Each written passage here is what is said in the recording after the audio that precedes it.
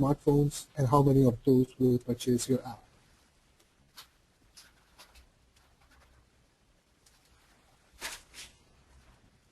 Next, we'll move on to the various ways that are available to monetize your apps. These include paid apps, freemium model, in-app advertising, in-app purchases, affiliated, web apps, and subscriptions.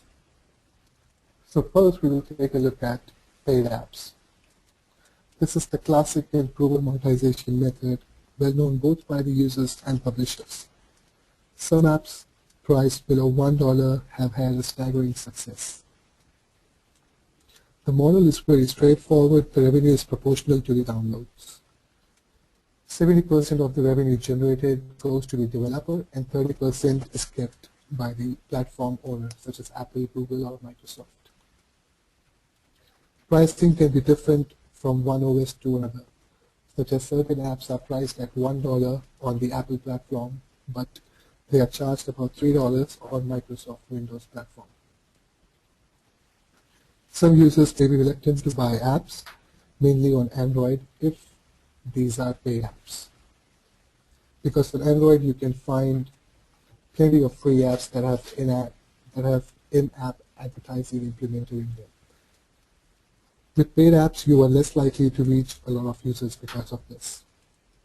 Some examples of paid apps are Angry Birds, WhatsApp Messenger, etc.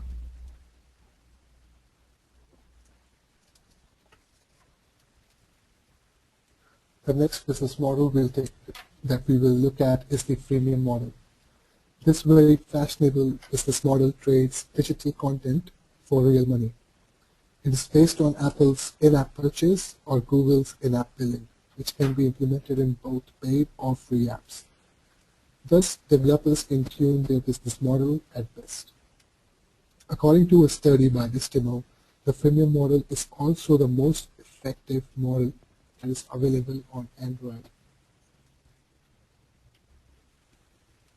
Quality apps will increase loyalty,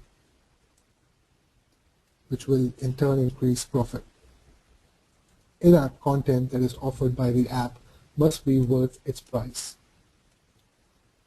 Purchase process needs to be simple and fast, which means that as few clicks as possible should be there. 70% goes to the developer and 30% is kept by the platform owner for each transaction made during an in-app purchase. If the app is offered for free with in-app options available, the experience within this free app should be limited, but it should not be damaged. Otherwise, the user may end up being frustrated.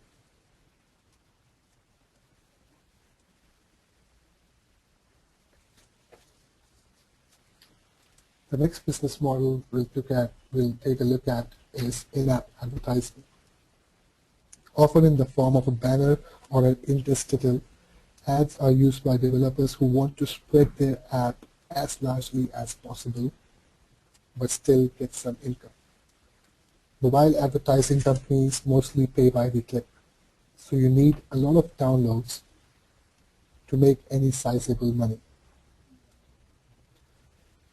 If you implement this model, it's hard to estimate the income that you're going to generate from ads.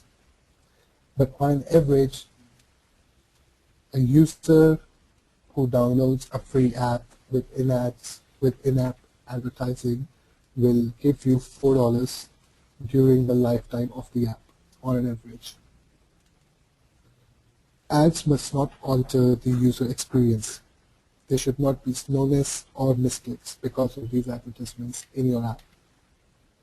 Ads integration should be part of the development process. And finally, ads must be well targeted towards the user, which will help the developers get as many clicks as possible.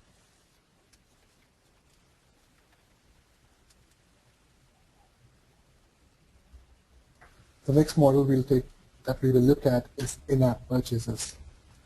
In-app purchases lets you sell a variety of items directly within your free or paid app, including premium content, virtual goods, and subscriptions. This model is very famous in games. Just like apps, you sell this on the App Store and you receive 70% of the purchase price. The developer or the owner of the app should expect a low conversion rate, which is between 1 to 5%. By conversion rate, I mean that if 100 people download your app, 1 to 5 of them will make an in-app purchase.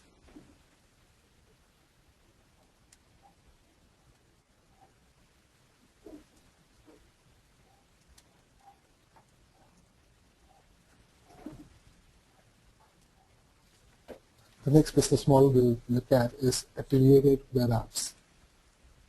These sort of apps don't make any money on the app and are sold for free.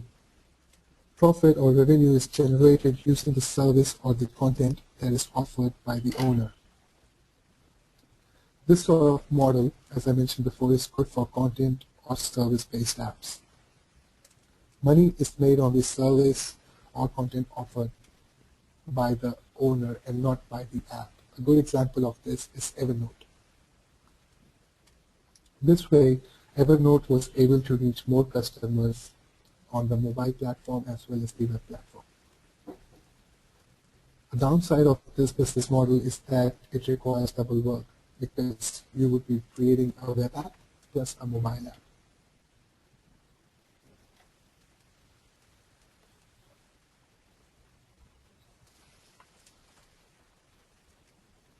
Next, we'll take a look at subscriptions. In the simplest of terms, a subscription-based mobile app allows its users to use the app after the payment of a monthly subscription fee.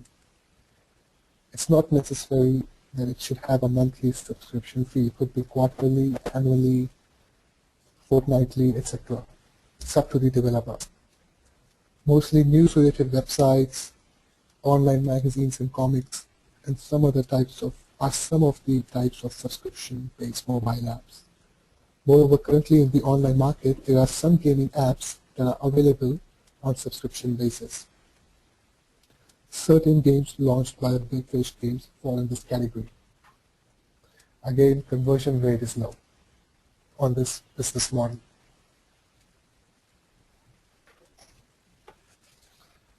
So after discussing all the available monetization ways, I would like to talk a bit about the do's and the don'ts in this respective field. Some of the do's are following. Business models should be considered first, and then developers should create or integrate technology that will enable the business model to be successful. Monetization strategy should be chosen based on the app that is being developed. For example, simple games should be free with in-app purchases. Complex games can be paid with in-app purchases. News apps can be free with advertising. Content apps can be free with subscription. Niche apps can be paid with a higher price with good service.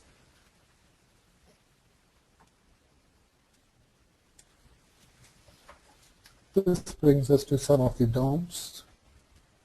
Not all apps need to make money and shouldn't be charged for. For example, banking and marketing apps. Business models should be considered first, and then developers should create, Business models should be considered first, and then developers should create or integrate technology that will enable the business model to be successful.